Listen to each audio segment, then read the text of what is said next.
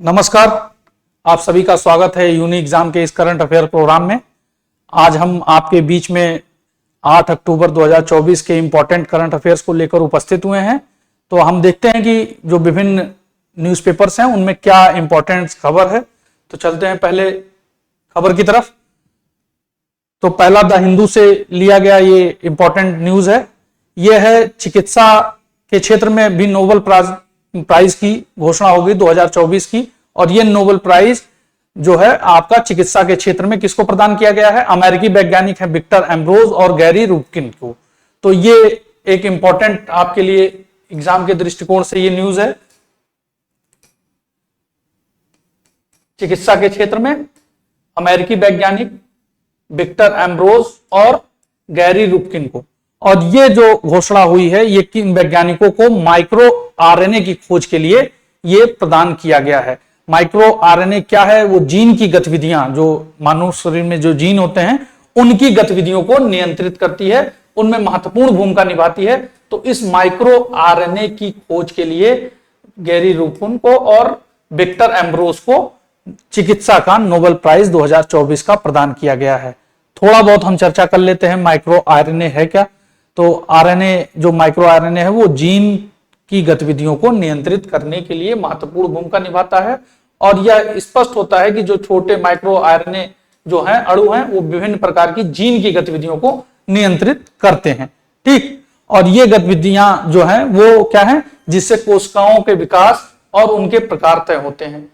तो micro RNA कोशिकाओं के विकास को और उनके प्रकार किस प्रकार के होंगे उसके लिए इंपॉर्टेंट है। और ये खोज जो है वो कई बीमारियों, कई गंभीर जो जीन से संबंधित या कोशिकाओं से संबंधित बीमारियां हैं, चाहे वो कैंसर हो या आपकी डायबिटीज हो, तो इस तरीके की बीमारियों के उपचार में ये सहायता करेगा। जो माइक्रो आरएनए में इन्होंने अपनी रिसर्च की है कि किस तरीके से ये माइक्रो आरएनए कोशिकाओं को नियंत्रित करता है। थोड़ा बहुत हम माइक्रो आरएनए के बारे में जान लेते हैं। वो अणु जो कोशिकाओं को उनके प्रोटीन उत्पादन को नियंत्रित करती है। तो क्या है माइक्रो आरएनए?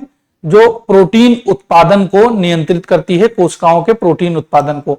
और कोशिकाओं द्वारा जो प्रोटीन है ये सभी जीवित जो जीव हैं, लगभग सभी प्रकार की जैविक क्रियाओं जो मनुष्य करता है या अन्य जीव करते हैं उनके लिए ये इंपॉर्टेंट है। ठीक, माइक्रो आरएनए और प्रोटीन। तो प्रोटीन में क्या है? हीमोग्लोबिन, जिसमें ग्लोबिन जो है वो प्रोटीन है। ठीक है, तो ये ऑक्सीजन के परिवहन के लिए इंपॉर्टेंट होता है। मानव शरीर में जो ऑक्सीजन का प्रसंचरण होता है उसके लिए क्या होता है? हीमोग्लोबिन एक इंपॉर्टेंट प्रोटीन है। ठीक है, उसमें ग्लोबिन ही प्रोटीन की मात्रा होती है, उसको कहा जाता है। और इसके अलावा इंसुलिन, इंसुलिन को आप जानते होंगे, ये भी एक प्रोटीन है, मानव शरीर में पाया जाता है। ये क्या है? रक्त से ग्लूकोज के अवशोषण में महत्वपूर्ण भूमिका निभाता है। तो इंसुलिन जो है रक्त में जो आपका ग्लूकोज है उसके अवशोषण में महत्वपूर्ण भूमिका निभाता है। जब इंसुलिन बनाना शरीर बंद कर देता है तो क्या होता है? डायबिटीज जैसी बीमारियां इंपॉर्टेंट होती। तो इसकी खोज से क्या हुआ है? विभिन्न बीमारियां जैसे कैंसर, मधुमेह, इन सब बीमारियों से निजात पाई जा सकती है, इन पर रिसर्च हो सकता है। तो इस कार्य के लिए इनको नोबेल प्राइज, चिकित्सा का नोबेल प्राइज प्रदान किया गया है। आइए हम आगे बढ़ते हैं। नोबेल प्राइज के बारे में थोड़ा सा हम जान लेते हैं कि नोबेल प्राइज है क्या।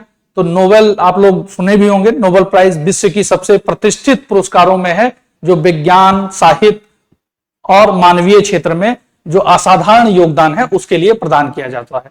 ये इसकी स्थापना कब हुई थी? 1895 में। जो स्वीडिश वैज्ञानिक थे अल्फ्रेड नोबेल, इनका नाम आपने सुना होगा, उन्हीं के नाम पर नोबेल प्राइज की, और इन्होंने ही डायनामाइट की खोज की थी। तो डायनामाइट के आविष्कारक जो थे अल्फ्रेड नोबेल, जो स्वीडिश वैज्ञानिक थे, इन्हीं के नाम पर या इन्हीं के द्वारा इस प्राइज की, और 1901 से ये प्राइज 1901 से ये प्राइज वितरित किया जाता है, जो पूरे विश्व के लोगों को जो किस क्षेत्र में, विज्ञान, साहित्य और मानवीय क्षेत्रों में असाधारण योगदान देते हैं। अब ये विभिन्न मुख्य रूप से 6 क्षेत्रों में प्रदान किया जाता है। ये शांति, भौतिकी, रसायन, चिकित्सा, साहित्य और आर्थिकी। ठीक है, तो ये 6 क्षेत्रों में आपको प्रदान किया जाता है। 3 तो कोर साइंस के क्षेत्र में है, उसके अलावा साहित्य है और आर्थिकी के क्षेत्र में दिया जाता है और शांति के क्षेत्र में। और ये स्वीडन और नॉर्वे द्वारा प्रदान किया जाता है, वहां की समितियां। तो नॉर्वे जो है वो शांति का, और सब स्वीडिश एकेडमी द्वारा ये सभी जो प्राइज हैं नोबेल के वो प्रदान किए जाते हैं। तो थोड़ा सा हमने नोबेल प्राइज के बारे में जान लिया। अब हम देख लेते हैं कि कौन से भारतीय हैं जो नोबेल प्राइज पाए हैं। तो उसमें ये कभी कभी एग्जाम के दृष्टिकोण से आप लोग थोड़ा सा ध्यान रखिएगा। 5 भारतीय हैं जो मूल रूप से भारतीय जो संबंधित है, वो है रविन्द्रनाथ टैगोर। ये पहले भी भारतीय थे जिनको साहित्य के क्षेत्र में मिला। इनकी पुस्तक जो थी आप लोग जानते होंगे, गीतांजलि, उसके लिए इनको नोबेल प्राइज मिला था। उसके बाद सीवी रमन है, इनको फिजिक्स में मिला। मदर टेरेसा है, इनको मिला शांति के लिए, इनको नोबेल प्राइज मिला था। और ये पहली भारतीय महिला जो थी उनको शांति के क्षेत्र में मिला। और उसके अलावा अमर्त्य सेन है, अमर सेन जो इकोनॉमिस्ट हैं, आर्थिक अर्थशास्त्री हैं, उनको मिला। और कैलाश सत्यार्थी को शांति के लिए नोबेल प्राइज मिला है। इसके अलावा कुछ ऐसे भारतीय हैं जो वो ऐसे भारतीय हैं जिनका जन्म तो भारत में हुआ है लेकिन वो अब नागरिकता दूसरे देश की। तो वो कौन कौन से हैं? उनमें है एस खुराना, एस चंद्रशेखर, वेंकटरमण और अभिजीत बनर्जी, जिसमें अभिजीत बनर्जी भी इकोनॉमिस्ट हैं और ये 3 लोग साइंस के क्षेत्र से संबंधित हैं। तो हमने थोड़ा बहुत नोबेल पुरस्कार के बारे में भी चर्चा कर ली यहां पर, क्योंकि कभी कभी एग्जाम में आपसे इससे संबंधित भी प्रश्न पूछे जा सकते हैं। ठीक, इसके अलावा अब हम आगे अपने अगले न्यूज की तरफ बढ़ते हैं। हमारा जो अगला न्यूज है वो है, क्या है हेडिंग जो दी है, ये भी द हिंदू से है। With Maldives facing A forex crunch, India gives $750 million currency swap agreement. तो भारत और मालदीव के बीच $750 मिलियन का एक मुद्रा स्वैप का समझौता हुआ है। तो आप समझ सकते हैं, अभी हमने कल ही इसकी चर्चा की थी कि जो आर्थिक संकट से गुजर रहा है मालदीव, उस सहायता प्राप्त करने के लिए वो भारत में 4 दिवसीय यात्रा पर हैं, जिनमें उन्होंने जयशंकर जो हमारे विदेश मंत्री उनसे मुलाकात की और उसके बाद प्रधानमंत्री से जो कल मुलाकात हुई उनमें इन विभिन्न मुद्दों पर समझौते हुए। तो क्या है, भारत ने मालदीव को विदेशी मुद्रा संकट कम करने के लिए $750 मिलियन का मुद्रा स्वैप समझौता हुआ है। ये मुद्रा स्वैप समझौता है क्या? इसमें है क्या, इसमें जो भारत है वो मालदीव को, जो इंडिया है वो मालदीव को $750 मिलियन उनको देगी और उसके बदले मालदीव से उसी मूल्य की मुद्रा भारत उनसे प्राप्त करेगी, जो क्योंकि उनके यहां फॉरेन जो करेंसी है डॉलर्स की, उसकी कमी देखी गई है, जिसके कारण मालदीव में एक संकट उत्पन्न हुआ है। तो इसमें भारत सहायता कर रहा है। अब ये भारत जो ये मुद्रा का लेन देन होगा, ये किसके द्वारा? भारतीय रिजर्व बैंक और मालदीव मौद्रिक प्राधिकरण, मालदीव मॉनेटरी जो अथॉरिटी है, उनके बीच ये समझौता, ये जो समझौता हुआ है उसको ये लोग अंजाम तक पहुंचाएंगे और ये 2027 तक ये करना है। ठीक है, इसके अलावा कई अन्य मुद्दों पर भी चर्चा हुई है, जैसे मालदीव में अब रुपे कार्ड की शुरुआत हुई है। जो रुपे कार्ड है वो मालदीव में भी मान्य होगा। और इसके अलावा यूपीआई पर भी चर्चा की गई है कि भारतीय यूपीआई जो है वो मालदीव में मान्य होगा। इसके अलावा मालदीव में भारत की सहायता से निर्मित जो 700 घर हैं जो मालदीव में बनाए गए, उसका हस्तांतरण किया जाएगा मालदीव को। और उसके अलावा जो सीबीआई है और मालदीव के भ्रष्टाचार जो रोधी आयोग है उनके बीच, जो कई अन्य मुद्दों पर सीबीआई और मालदीव के भ्रष्टाचार रोधी आयोग के बीच, दोनों देशों के पुलिस और न्यायिक प्रशिक्षण संस्थानों के बीच, और खेल और युवा मामलों में सहयोग के लिए विभिन्न समझौते हुए हैं। कई अन्य समझौते हुए हैं जिसमें सीबीआई और मालदीव का जो भ्रष्टाचार जो आयोग है, रोधी आयोग है, उसके बीच, और खेल और युवा मंत्रालय के बीच, और पुलिस और न्यायिक प्रशिक्षण संस्थानों के बीच एक समझौता हुआ है। इसके अलावा रक्षा सहयोग को बढ़ाने और समुद्री सुरक्षा, जैसे कल हमने चर्चा की थी, जो मालदीव की लोकेशन है वो इंडियन ओशंस में भारत के दृष्टिकोण से या विश्व की सुरक्षा और समुद्री सुरक्षा के दृष्टिकोण से बड़ी ही स्ट्रेटेजिक है। तो उस बिंदु पर भी एक समझौता हुआ है कि रक्षा और समुद्री सुरक्षा के क्षेत्र में हम किस तरीके। इसके अलावा दोनों देशों के बीच एक दूसरे के यहां एक कंसुलेट, नए कंसुलेट बनाए जाएंगे जो संचालित होंगे, तो इसकी भी चर्चा की गई है। तो इस न्यूज से हमारे लिए इंपॉर्टेंट ये कुछ इंपॉर्टेंट पॉइंट्स थे जो आज के न्यूज़पेपर में थे। हम आगे बढ़ते हैं। आगे जो हमारा इंपॉर्टेंट न्यूज है वो है, विशिष्ट शोधों को पीएचडी उत्कृष्टता प्रशस्ति पत्र प्रदान करेगी यूजीसी। तो जो यूजीसी जो उच्च शिक्षा को, विश्वविद्यालय अनुदान आयोग है जो उच्च शिक्षा को निर्धारित करने की एक संस्था है भारत सरकार की, तो उसके द्वारा क्या होगा, विभिन्न विषयों में प्रतिवर्ष असाधारण शोध को मान्यता देने और पुरस्कृत करने के लिए पीएचडी उत्कृष्ट प्रशस्ति पत्र, पीएचडी एक्सीलेंस साइटेशन की स्थापना की गई है। तो जो यूजीसी है, जो उस शिक्षा के लिए कार्य करती है, वो क्या है, वो आयोग जो है अब असाधारण शोध को मान्यता देने के लिए और पुरस्कृत करने के लिए पीएचडी उत्कृष्ट प्रशस्ति पत्र प्रदान करेगा। ठीक, और प्रतिवर्ष ये दिया जाएगा। और इसमें क्या है, विज्ञान इंजीनियरिंग के क्षेत्र से लेकर सामाजिक विज्ञान और भारतीय भाषाओं में असाधारण पीएचडी जो छात्र होंगे उनको 10 प्रशस्ति पत्र हर वर्ष प्रदान किया जाएगा। तो विज्ञान इंजीनियरिंग का क्षेत्र हो या सामाजिक विज्ञान का क्षेत्र हो और या भारतीय भाषाओं पर हो, अगर उनकी पीएचडी कोई अच्छी उत्कृष्ट पीएचडी है, असाधारण है, तो प्रतिवर्ष 10 ऐसे पीएचडी को चयनित किया जाएगा और उनको यह प्रशस्ति पत्र प्रदान किया जाएगा। इसके अलावा क्या है, जो इसका मूल्यांकन होगा वो मौलिकता, ज्ञान के क्षेत्र में योगदान, स्पष्टता, प्रभाव और थीसिस में समग्र प्रस्तुतिकरण के पर विचार किया जाएगा। कुछ बिंदु बनाए गए हैं जिनके आधार पर हम चयन करेंगे कि उत्कृष्ट पीएचडी या उत्कृष्ट शोध है कौन सा। तो वो कौन से हैं, मौलिकता होनी चाहिए, ज्ञान के क्षेत्र में योगदान, स्पष्टता और थीसिस में समग्र प्रस्तुतिकरण किस तरीके से किया गया है, इन बिंदुओं पर आधारित होगी। तो ये एक हमारे लिए इंपॉर्टेंट न्यूज थी। उसके अलावा हम नेक्स्ट अपने न्यूज की तरफ आगे बढ़ते हैं और जो नेक्स्ट न्यूज है वो है, कुछ एक न्यूज थी जो चार्ट दिया हुआ था, वो था क्या, Nations with mineral reserve needed for energy transmission. तो आप लोग जैसा कि जानते होंगे कि अब एनर्जी के जो रिसोर्स हैं परंपरागत सोर्स होते हैं और गैर परंपरागत सोर्स होते हैं। परंपरागत सोर्सों में क्या आता है, आपका चाहे पेट्रोलियम हो या आपका गैसेस हो, ठीक, और ऑयल हो, ठीक, तो ये, और आपका कोयला, पेट्रोलियम, गैस, ये सब आपके परंपरागत रिसोर्सेज में आते हैं। और गैर परंपरागत रिसोर्स में कौन से आते हैं, जो नॉन कन्वेंशनल है, ठीक है, उसमें कौन कौन से आते हैं, उसमें है विंड एनर्जी, सोलर, और इसके अलावा आपका जो न्यूक्लियर पावर है उसको भी रखा जाता है। तो न्यूक्लियर पावर्स को रखे जाते हैं। तो ये इस आर्टिकल्स में बात किया गया है कि जो अब एनर्जी का जो रिसोर्स है, जो हम लोग परंपरागत एनर्जी रिसोर्सेज से अब शिफ्ट हो रहे हैं गैर परंपरागत एनर्जी रिसोर्सेज की तरफ, चाहे वो सोलर हो, चाहे विंड हो, चाहे न्यूक्लियर एनर्जी हो, तो उन शिफ्ट होने के दरमियान जो हमारे लिए सोलर एनर्जी या विंड एनर्जी या न्यूक्लियर एनर्जी के लिए जो मिनरल्स इंपॉर्टेंट हैं, तो उन मिनरल्स की लोकेशन कहां है, क्योंकि फ्यूचर और ग्रीन फ्यूचर जो है, ग्रीन एनर्जी जो है, उसकी तरफ हम बढ़ रहे हैं। तो वो मिनरल्स जो हमारे गैर परंपरागत ऊर्जा स्रोतों को बढ़ावा देने के लिए जरूरी हैं, तो मिनरल्स हैं कहां। तो ये हमारे लिए बहुत ही इंपॉर्टेंट है कि वो मिनरल्स हैं कहां, उनकी सबसे ज्यादा जो संभावता है वो किन देशों में है, कहां लोकेशन है।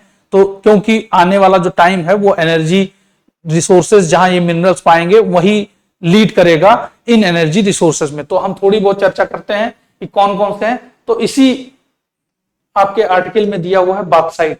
तो बॉक्साइट क्या है, वो एल्युमिनियम का आपका प्राइमरी रिसोर्स है, एल्युमिनियम उसी से बनाया जाता है। और ये विंड टर्बाइंस के लिए, सोलर पैनल्स के लिए, बैटरीज के लिए, इनके लिए और केबल्स के लिए ये बॉक्साइट का यूज किया जाता है।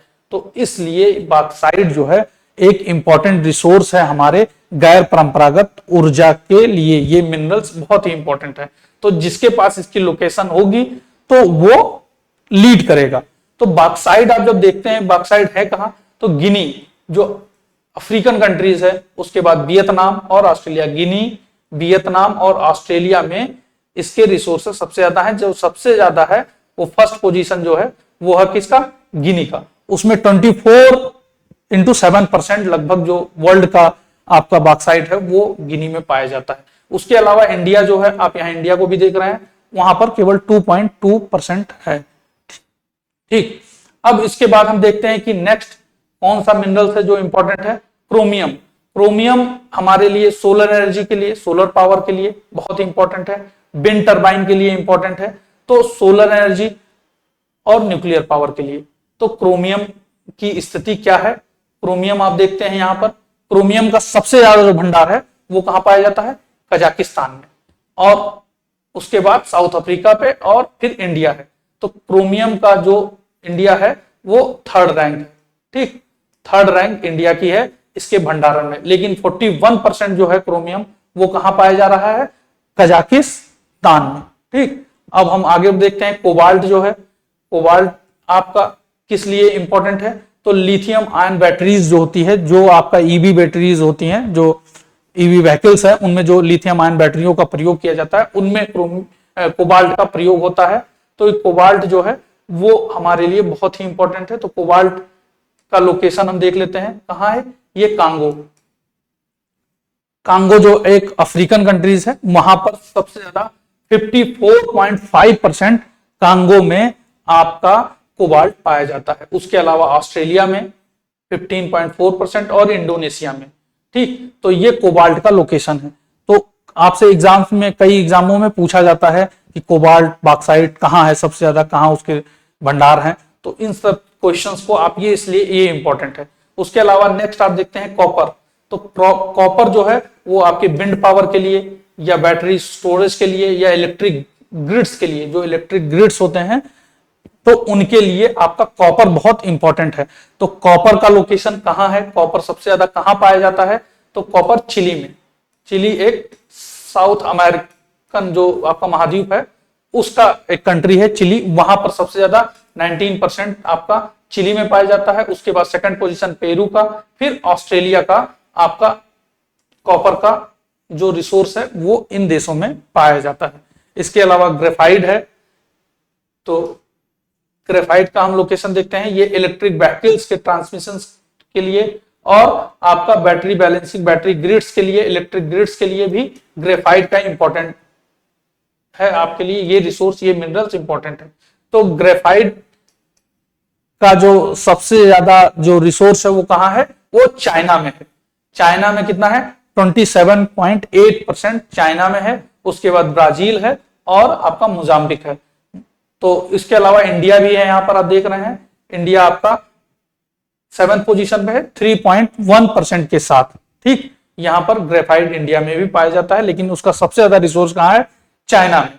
उसके अलावा लिथियम, आपने सुना होगा लिथियम आयन बैटरियों का सब, जो ईवी व्हीकल्स हैं या ईवी कोई भी व्हीकल्स है या इलेक्ट्रॉनिक जो सोलर एनर्जी से या इनसे जो बैटरीज उपयोग में लाई जाती हैं उनमें लिथियम आयन बैटरियां बहुत ही बड़ी संख्या में प्रयोग किए। तो लिथियम इसलिए हमारे लिए बहुत इंपॉर्टेंट है। तो लिथियम का लोकेशन कहां है, तो लिथियम सबसे ज्यादा चिली में 33%। अब देखते हैं, ठीक है, हमने यहां चर्चा की थी, चिली एक साउथ अमेरिकन कंट्रीज है। उसके बाद ऑस्ट्रेलिया और अर्जेंटीना में, ठीक, इन देशों में लिथियम का रिसोर्स सबसे ज्यादा पाया जाता है, ठीक।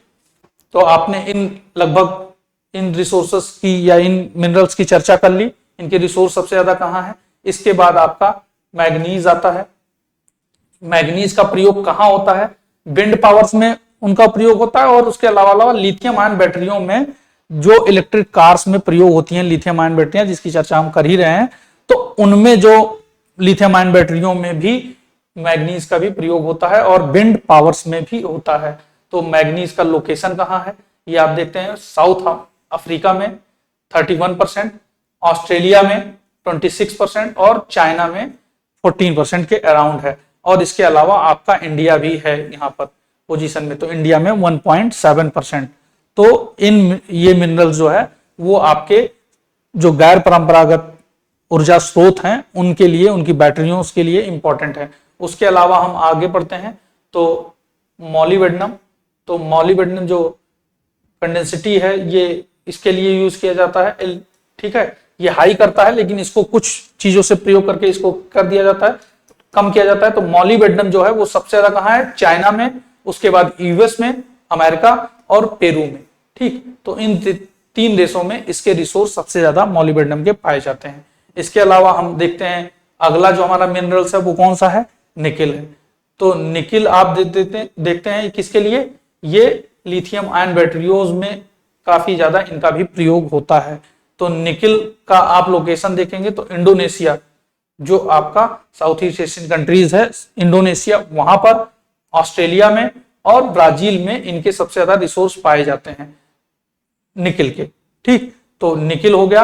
अब हम और आगे बढ़ते हैं, तो रेयर अर्थ मिनरल्स जो हैं, जो रेयर अर्थ मिनरल्स जो हैं, इनका भी प्रयोग कई तरीकों से हमारे जो विंड पावर है या सोलर एनर्जी है उनमें रेयर अर्थ मैटर मिनरल्स का प्रयोग होता है। तो रेयर अर्थ मिनरल्स जो है वो सबसे ज्यादा कहाँ है, वो चाइना में है। 40% के अराउंड आपका चाइना में रेयर अर्थ मिनरल्स हैं। इसके बाद वियतनाम है और ब्राजील है। तो इन 3 देशों में इनका ज्यादा रिसोर्स पाया जाता है, किसका, रेयर अर्थ मेटल। इसके अलावा इंडिया भी 5th पोजीशन में है। यहां पर भी इंडिया में 6.2% के साथ 5th पोजीशन पर है रेयर अर्थ मिनरल्स में। ठीक, इसके अलावा आप देखते हैं सिल्वर। तो ये क्लीन एनर्जी या बहुत इंपॉर्टेंट रोल इसमें अदा करता है। फोटोवोल्टिक जो सेल्स होते हैं, ठीक है, और इलेक्ट्रिक व्हीकल्स में जो यूज होते हैं, तो उनमें सिल्वर का बहुत ही ज्यादा प्रयोग होता है। तो सिल्वर का आप देखेंगे लोकेशन कहाँ है, ये मिनरल्स कहाँ पाए जाते हैं, तो पेरू में 18% के साथ, ये पेरू में सबसे ज्यादा सिल्वर है। उसके बाद ऑस्ट्रेलिया है सेकंड और रसिया है। तो ये 3 देश हमारे लिए इंपॉर्टेंट है। इसके अलावा इंडिया आप देखते हैं, इंडिया में भी सिल्वर का एक पोजीशन है। ठीक है, तो इंडिया में भी सिल्वर पाया जा रहा है। उसके अलावा जो और है यूरेनियम आप जानते होंगे, न्यूक्लियर पावर के लिए यूरेनियम का प्रयोग किया जाता है। तो यूरेनियम प्रोडक्शन जो है वो एनर्जी के लिए इंपॉर्टेंट है। तो यूरेनियम सबसे ज्यादा है कहाँ, वो कजाकिस्तान में। तो आपने देख लिया 44% यूरेनियम कजाकिस्तान में है और उसके बाद नाम्बिया और कनाडा में।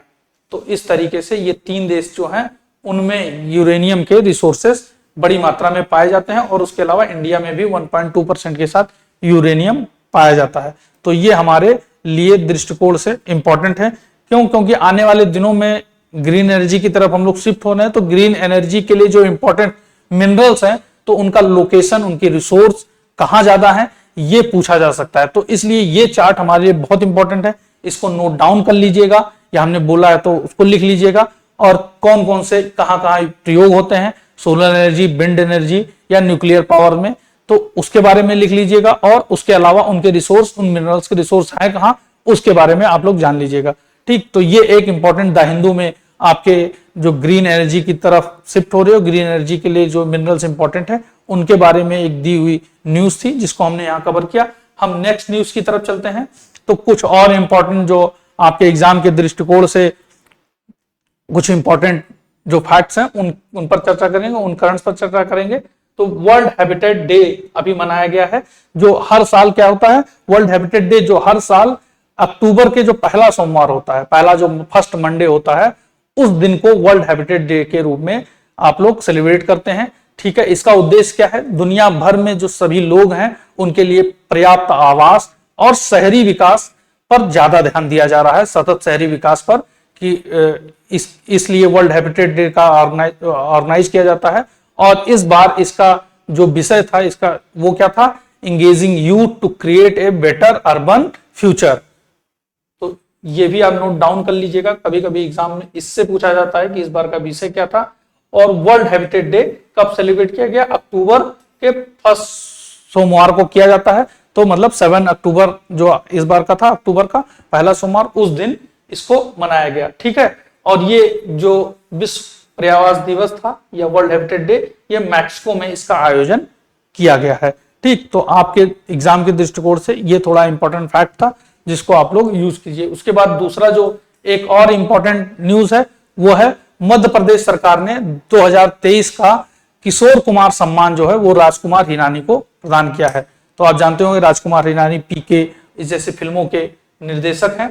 तो इनको क्या है, अभी प्रदान किया गया है, कौन सा पुरस्कार, किशोर कुमार सम्मान प्रदान किया गया है मध्य प्रदेश सरकार द्वारा। तो कौन से सरकार द्वारा, मध्य प्रदेश सरकार द्वारा।